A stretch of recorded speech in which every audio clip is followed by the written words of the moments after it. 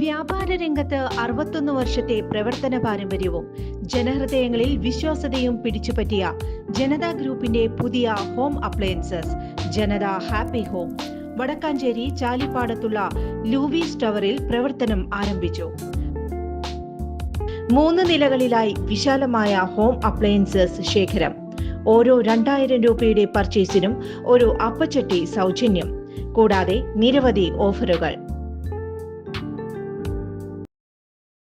Bus യാത്രയ്ക്കിടെ മാല മോഷ്ടിച്ച panchayat president പിടിയിൽ. തിരുപ്പത്തൂർ നരിയംപെട്ട് പഞ്ചായത്ത് പ്രസിഡന്റ് ഭാരതിയാണ് പിടിയിലായത്. DMK വനിതാ വിഭാഗം ജില്ലാ നേതാവാണ്. നേർക്കുണ്ട്രം സ്വദേശിയുടെ മാലയാണ് മോഷ്ടിച്ചത്.